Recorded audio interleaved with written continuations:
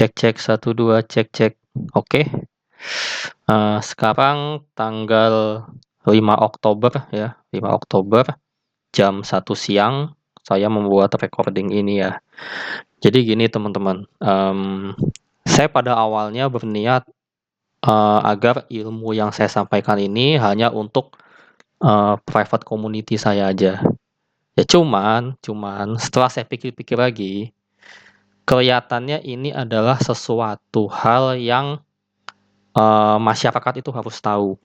Ya, kenapa? Karena ini juga, bukan stock pick ya, ini bukan stock pick, bukan, eee,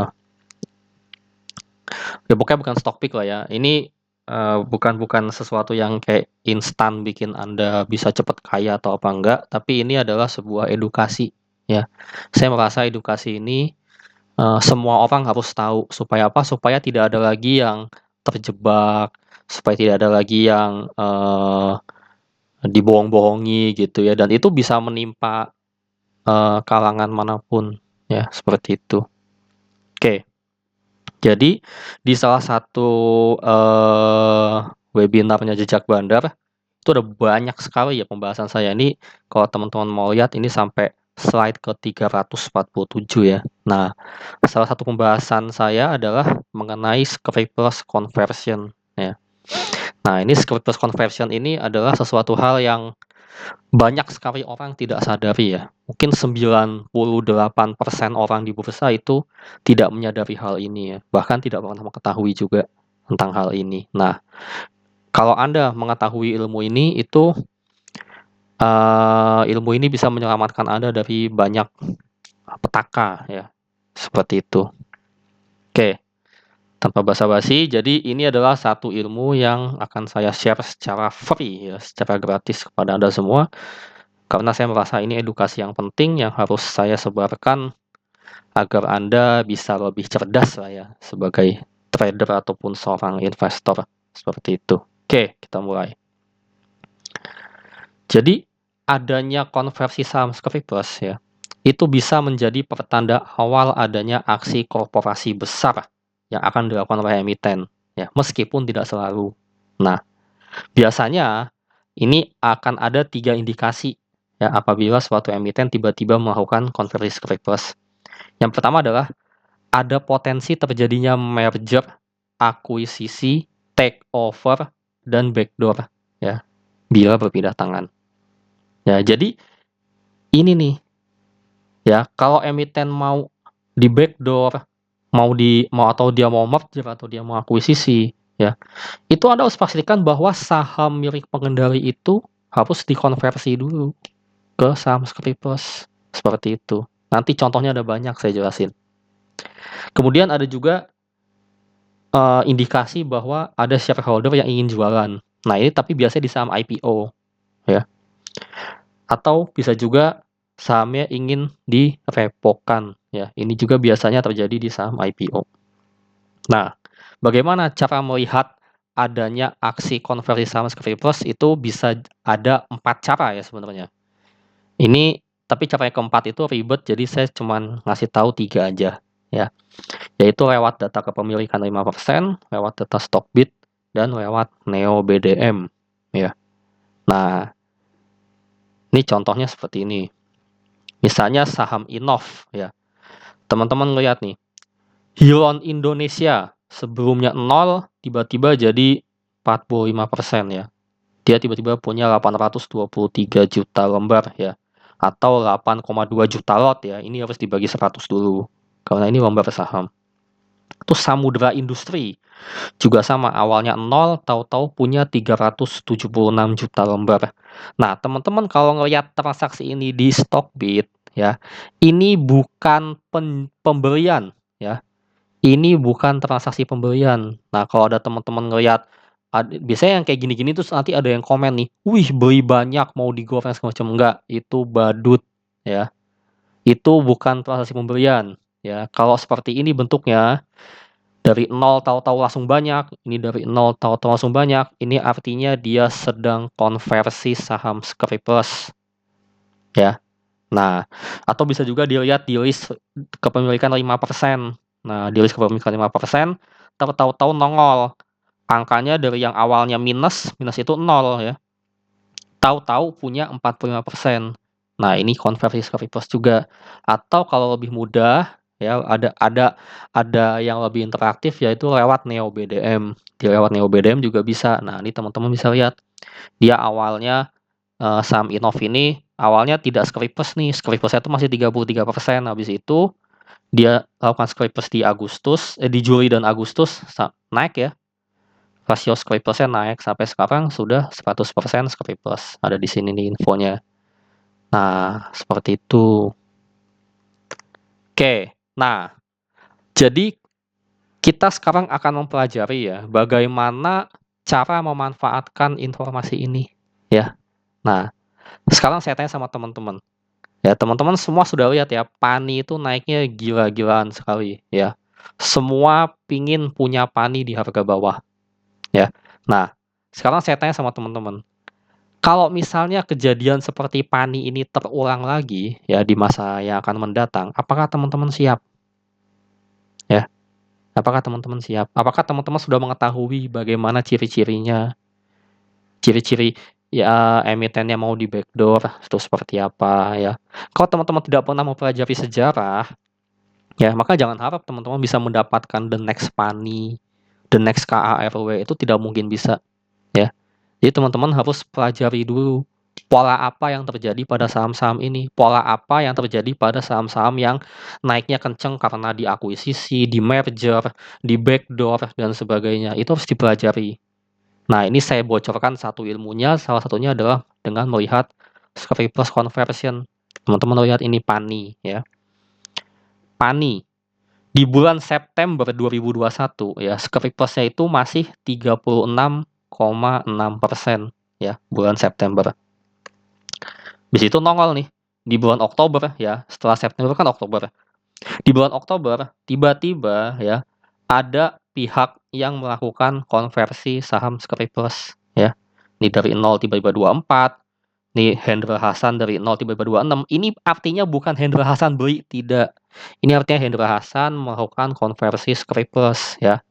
Jadi dari awal 36 sekarang naik nih grafiknya, seret, naik sampai mentok. Ini artinya 100%. Nah, teman-teman lihat ya. Ya, ini konversi Skripers Oktober 2021 ya, 5 Oktober 2021. 5 Oktober 2021 di sini, teman-teman. Ya. Terus backdoor Agung Sedayu itu terjadi 3 hari kemudian ya, di 8 Oktober 2021 ya. Terusnya gimana? Ya the next is history ya. Teman-teman bisa cek aja. Sampai sekarang itu masih naik terus Maninya. Nah, ini membuktikan bahwa apa? Ya, bahwa Skripers conversion itu bisa menjadi pertanda awal ya akan adanya suatu aksi korporasi besar. Saya contohin lagi, saham Sini ya. Saham Sini di bulan Oktober ya, itu Skripersnya masih 42,4% ya. Setelah itu, nah ini ada lagi nih. Ya ini mungkin kebetulan namanya sama ya, Hendra Hasan Kustarjo. Tapi di saham-saham yang lain eh nggak perlu ada si Hendra Hasan ini. Pokoknya kalau misalnya awalnya 0, tahu-tahu jadi banyak, itu artinya ada pengendali yang melakukan konversi Skripers ya. Di 4 November 2022 ya, setelah Oktober kan November. Jadi ini dia lakukan konversi Skripers, sahamnya. Skripersnya langsung naik ke mentok ke atas ini 100% ya. Nah, kita lihat ya. Ini 4 November, ingat-ingat. 4 November 2022 itu di sini. Sahamnya dikonversi menjadi Skripers, kemudian sekitar sebulan kemudian backdoor-nya dimulai ya. Tiba-tiba Hapsoro and the Gang masuk membeli sahamnya Singaraja Putra. Ya, kemudian Anda bisa lihat sendiri dia naik berapa persen waktu itu. 1000% nyampe. Ya, Singaraja Putra. Seperti itu. Nah, jadi dari dua data tersebut ya, ini kita bisa simpulkan bahwa adanya Skripers conversion ya, itu bisa menjadi pertanda awal ya atau early detection akan kemungkinan terjadinya suatu kepentingan besar. Nah, tetapi di sini itu ada dua faktor kekurangan. Yang pertama adalah kita tidak bisa tahu kapan timing kepentingannya dimulai. Ya, bisa cepat, bisa lama. Tadi waktu Pani cepat, waktu sini harus nunggu sekitar sebulan. Terus tidak semua saham yang melakukan konversi script plus itu selalu berujung pada aksi korporasi ya, tidak selalu jadi misalkan Innov tadi itu nggak ada tuh, apa, backdoor, merger, akuisisi, nggak ada, ya. Jadi tidak semua saham yang melakukan konversi itu ujung-ujungnya ada aksi korporasi besar, tapi ya semua saham yang ada kepentingan yang besar selalu diawali dengan adanya konversi script plus, seperti itu. Nah, terus masalah timing juga ya, kita bisa lihat di saham laba. Nah, ini saham yang lagi hot nih belakangan ini ya. Kita lihat ya. Di sini di bulan Desember dia script plus 100%. Di bulan November belum script plus nih, masih di bawah grafiknya ya. Nah, kita bisa lihat di sini laba waktu 27 Desember ya, ini Adiatama Global Investama dan Alpha Omega Investindo ya. Dari 0 tiba-tiba 31, dari 0 tiba-tiba 47%. Ini artinya dia konversi script plus ya. Nah, sahamnya dikonversi. Tapi Anda lihat ya, ini ingat-ingat 27 Desember 2023. Anda lihat, 27 Desember 2023 masih di sini ya. Dia baru resmi di backdoor itu pada tanggal 3 Mei 2024 ya. Ini 5 bulan diombang-ambing, digocap. Anda kuat nggak sekarang? Ya. Sekarang gini, saya anggap kita punya mesin waktu, teman-teman ya. Ya, anggaplah teman-teman misalnya pakai pintu Doraemon gitu ya, pergi ke mesin waktu. Teman-teman dikasih info, wah ini laba nih, saham bagus, mau di backdoor. Ya, terus teman-teman beli di 27 Desember. Ya, habis itu ya, sahamnya tuh gocap 50, 51, 50, 51 selama berbulan-bulan sampai bulan Mei. Ya, sampai bulan Mei. Nah, teman-teman kuat nggak? Saya tanya, teman-teman kuat nggak? Ya, kalau menurut saya, ya saya jamin teman-teman tidak akan kuat. Ya, teman-teman mungkin ngelihat banking kita naik kenceng, wah BBCA naik banyak, BBRI naik banyak, beli blue chip aja cuan. Terus ada lagi yang manas-manasin, wah keterlaluan ini kalau nggak cuan, segala macam. Pasti Anda mentalnya akan goyang ya. Jadi meskipun Anda tahu bahwa laba ini ada potensi untuk diakuisisi atau di backdoor, kita kan belum tahu nih. Ibaratnya kita apa, andai-andainya kita belum tahu ya. 27 Desember Anda sudah tahu informasinya, terus apa diombang-ambing kayak begini ya. Jadi masalah timing itu juga sesuatu hal yang cukup sulit ya untuk kita bisa tebak. Nah, di sini nih, kita tidak bisa tahu kapan timing kepentingannya dimulai. Bisa sebentar, bisa cuma 3 hari, bisa cuma sebulan, atau bisa 5 bulan kayak gini, ya. Dan belum tentu juga terjadi, belum tentu juga ini si Adiatama dan Alpha Omega itu tujuan konversinya untuk dijual ke pihak lain, ya itu juga belum tentu. Seperti itu. Tapi sekali lagi saya katakan bahwa setiap ada kepentingan besar, itu selalu diawali dengan hal seperti ini, ya, adanya konversi script plus. Nah, tujuannya apa sih ini dikonversi? Ya, supaya bisa dijual ke pihak lain ya. Kalau saham itu masih dalam bentuk script, dia tidak bisa dipindah tangankan ke pihak lain, ya. Makanya dia harus diginiin nih, dijadiin script plus supaya dia bisa dijual ke pihak lain. Itu logikanya seperti itu, ya. Nah, sekarang jadi apa benefitnya ya kita mempelajari ilmu ini? Yang pertama, Anda jadi bisa tahu mana rumor akuisisi atau merger atau backdoor yang memang beneran punya potensi atau 100% scam. Ya. Jadi kalau suatu saham ada rumor mau di backdoor lah, diakuisisi lah, apalah, tapi saham pengendalinya itu belum script plus. Nah, Anda harus hati-hati. Karena kemungkinan besar rumor tersebut itu dipastikan scam, palsu. Ya, tidak mungkin terjadi. Bagaimana caranya pengendali bisa menjual saham ke pihak lain? Ya, di backdoor itu kan berarti sahamnya dibeli sama pihak lain, ya sama pihak luar. Bagaimana caranya dia menjual sahamnya kalau saham itu belum jadi script plus? Ya, itu tidak bisa, tidak masuk logika. Seperti itu, teman-teman. Terus yang kedua, nah, Anda bisa jadi lebih mandiri. tidak mudah diiming-imingi info orang dalam, info A1, info direktur, info teman dekat, info si anu, si ini, si ono, dan sebagainya. Tidak, ya. Andalah yang akan mengecek sendiri kebenaran dari info tersebut. Anda bisa lakukan cross check sendiri, ya. Tidak perlu dengarkan orang lain. Orang lain mau ngomong ini dari direktur, dari insider, dari mana, nggak usah, ya, nggak usah peduliin.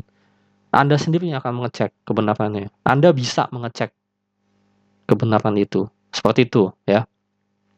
Nah, jadi teman-teman kalau dapat rumor, ya, yang namanya rumor itu harus disikapi dengan bijak, teman-teman, ya. Tidak boleh langsung percaya 100%. Tapi juga sebaiknya jangan seperti diabaikan. Jadi misalkan nih, ada teman Anda punya rumor, terus Anda langsung, enggak, bohong, bohong, nggak mungkin." Itu jangan kayak gitu, ya. Jadi sebaiknya kalau ada rumor itu juga jangan sepenuhnya diabaikan. Kita cukup iyain aja, ya. Iyain dulu, habis itu kita cross check secara mandiri. Ya, kita cross check sendiri kebenaran datanya ini benar atau enggak. Cek data-data dan fakta yang ada. Ya, kira-kira masuk akal atau tidak, logis atau tidak. Itu Anda yang harus ngecek sendiri kebenaran data itu, ya. Dulu tuh rumor yang sering saya ingat ya, itu adalah rumornya siapa ya?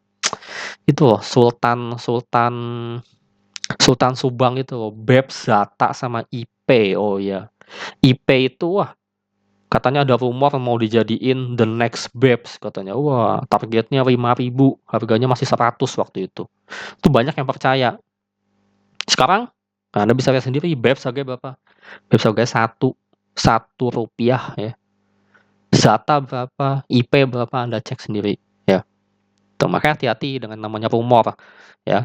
Saham naik-naik terus bukan berarti rumornya itu benar. Anda harus lakukan cross check secara mandiri, ya. Nah, saya sekarang contohkan ada sebuah rumor palsu, ya, yang dulu pernah disebarluaskan ke banyak pihak, yaitu rumor backdoor Risi, ya. Nah, teman-teman bisa lihat. Jadi rumornya itu dulu katanya ada, pabrik celana dalam, ini kan Risi itu perusahaan celana dalam, ya, perusahaan celana dalam, katanya mau diakuisisi perusahaan Jepang, kayak gitu. Nah, kita cross check nih, mau itu dari info direkturnya sendiri, ada orang bilang, "Oh, saya kerja di Jepang." Iya bener nih, ini orang Jepangnya ngomong langsung kayak gitu. Itu hanya sekedar rumor, ya, ada sekedar rumor, Anda iyakan saja. Anda iyakan saja, tapi, jangan sepenuhnya dipercayai. Cross check dengan data dan fakta yang ada. Nah, Anda bisa lihat ini, Risi itu Scripers-nya 46,5%, ya. Sekarang Anda buka RTI, di RTI, ya, pemegang sahamnya kayak gini. Memang kalau ngelihat dari total saham ya cuma 641 juta, ini legit potensi backdoor-nya ada, ya, memang legit. Tapi, Anda lihat, masyarakat non-Warkat Scripers itu 46,12%, ya. Saham ini Scripers-nya 46,5%. Nah, teman-teman tahu nggak artinya apa? Ya, artinya adalah, ya, artinya adalah ini Spanola Holdings, PT Riki Utama, dan Denzin Internasional itu sahamnya belum Scripers, ya. Berarti saham yang beredar di Risi ini yang bisa diperdagangkan itu adalah sepenuhnya saham-saham yang ada di sini, saham-saham yang masyarakat ini free float asli, ya, free float asli dia. Ya, sedangkan para pengendali, Spanola, PT Riki Utama, Denzin itu belum Scripers. Bagaimana mungkin bisa terjadi pemindahan barang, ya, atau backdoor itu, kalau saham-saham ini belum Scripers? Gimana caranya dipindahin? Nggak bisa. Ini masih saham Scrip. Kalau ini kecuali kalau tiba-tiba Spanola Holding, Riki Utama, sama Denzin Internasional tiba-tiba konversi semua, terus ini dari 46% ini naik jadi 100%. Nah, maka mungkin memang ada potensi. Mungkin memang ada potensi ini dipindah tangankan, ya. Seperti itu. Ini cara cross check-nya seperti itu, ya. Jadi buat yang bilang Risi itu bakalan di backdoor, ya itu saya bisa bilang scam, ya, 100% scam. Nah, sekarang kita lihat siapa korban dari scam backdoor Risi ini ya. Ini dari awal dia bangkit dari gocap 12 Juli ya. Jadi saya buka browsum dari 12 Juli, kita lihat siapa korbannya. PD, XC, KK, XL, YP, DH ya. Kita lihat siapa yang jual. AO, AZ, AR. Siapa coba AR ini ya? Ini broker sangar.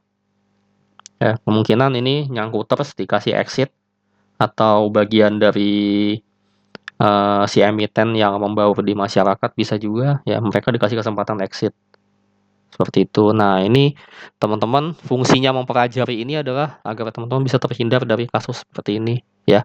Saham yang naik arah sampai 1, 2, 3 kali seperti itu bukan berarti eh rumornya valid, newsnya valid ya. Itu tidak sama sekali. Kenaikan harga itu bukan menunjukkan bahwa suatu rumor itu valid, tidak ya. Saham ini memang enteng masyarakatnya. Cuman di free float itu cuman 295 juta lembar atau 2,9 juta lot. Itu kecil sekali, tipis. Ini saham tipis. Jadi mudah dinaikkan. Paling modal 1M, 2M, 5M sudah bisa bikin saham ini apa ya. Ini juga yang nyangkut-nyangkut ya, nilainya cuma 1M, 200 juta, 200 juta, kayak gitu, bisa. Ya, jadi jangan Anda menormalisasi bahwa ketika suatu saham naik banyak, maka info yang ada di saham itu valid, rumornya valid, itu sama sekali tidak benar, tidak seperti itu, ya. Nah, sebagai penutup, saat ini ya, itu ada satu saham lagi nih yang sedang digoreng-goreng dengan luar biasa ya, dengan menggunakan isu rumor. Nah, ini sahamnya bentuknya kayak gini ya. Untuk nama saham dan harga sahamnya saya sensor aja ya. Nah, rumornya sendiri itu macam-macam teman-teman ya. Saya dengar katanya mau diakuisisi Bumi. Waduh. Nih, jadi saham ini saya dengar rumornya itu macam-macam dari banyak orang ya. Saya udah dengar dari sekitar 2 mingguan ya, dari waktu saham ini kan dia kan pernah suspend kedua ya. Nah, pas suspend kedua tuh itu banyak sekali rumor-rumor pada orang nanya ke saya, "Pak, ini bener ya, Pak, ini bener ya?" Saya cuma waktu itu yang ngasih taunya, ya kita cross check dengan data dan fakta yang ada ya. Jadi saya pernah dengar katanya ini mau diakuisisi Bumi, waduh. Oh, ini mau merger dengan PKPK, soalnya PKPK-nya juga naik lagi, naik banyak, waduh. Oh, ini mau di backdoor sama Adani, wih, Adani itu konglonya India ya, Pak PP-nya India tuh, ya. Terus ada yang bilang, "Oh, ini kata temen gua ini mau dijual ini, fix." Oh. Terus ada juga yang bilang, "Oh, ini saya dapat langsung infonya dari direkturnya sendiri." Waduh, serem amat, ya. Nah, bagaimana cara kita menyikapi rumor-rumor ini, ya? Diiyain dulu, ya, diiyain dulu. Setelah itu, Anda yang harus mengecek sendiri ya, apakah rumornya benar atau tidak. Anda sekarang sudah tahu ilmunya dan sudah bisa lakukan cross check secara mandiri. Jadi setelah Anda nonton video ini, sekarang Anda cek langsung ya dengan metode seperti waktu saya ngecek saham Risi ya, langsung cek berapa strike loss-nya, langsung cek RTI, buka-buka RTI, lihat berapa masyarakat pegang berapa, pengendali pegang berapa, strike loss-nya berapa, lalu Anda simpulkan sendiri, kira-kira masuk akal nggak, logik nggak, ya berita-berita akuisisi, merger, backdoor ini valid nggak, seperti itu Anda sendiri yang menentukan ya, bukan saya nggak mau kasih tahu jawabannya ini apakah valid atau enggak, Anda sendiri yang buktikan ini valid atau tidak, seperti itu. Nah, seperti itu teman-teman ya. Bentar. Tadi kan saya ngomong ini ya, ada 3 metode. Ini dia, ada 3 metode ya. Lewat data kepemilikan 5%, lewat data Stockbit, lewat NeoPDM. Nah, sebenarnya ada 1 metode lagi, yaitu ini lewat sini, lewat ke CI, Anda download kepemilikan efeknya, habis itu Anda olah datanya ke Excel, tapi ini ribet teman-teman. Saya sih menyarankan pakai NeoPDM aja, ya, tapi ini agak ribet. Nanti Anda download, terus Anda olah data di Excel, jadilah seperti ini. Nah, ini saya contohkan satu ya. Bagaimana cara melihat rasio saham Skripers yang ada di NeoBDM. Bentar, saya buka NeoBDM.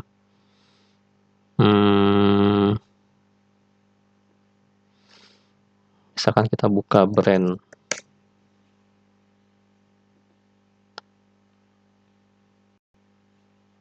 Nah, kita lihat ini ya.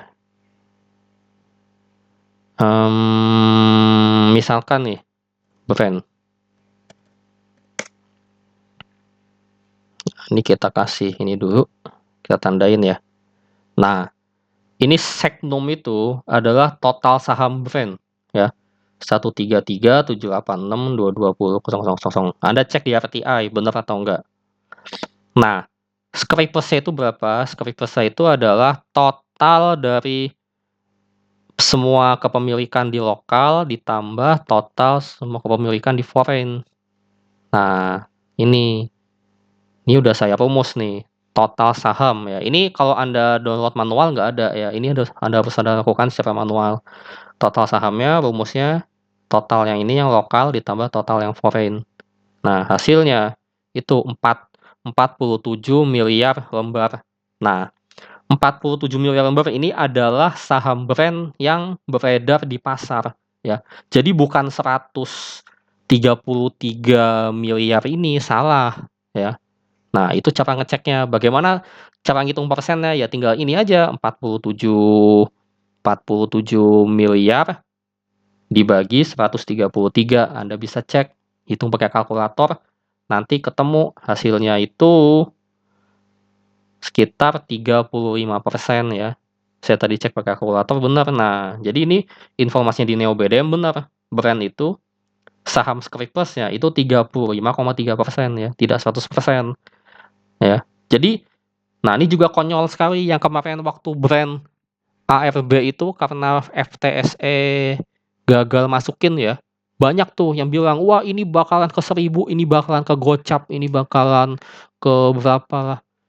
Itu konyol sekali kalau menurut saya, tidak mungkin ya, tidak mungkin. Brand ini masih panjang perjalanannya.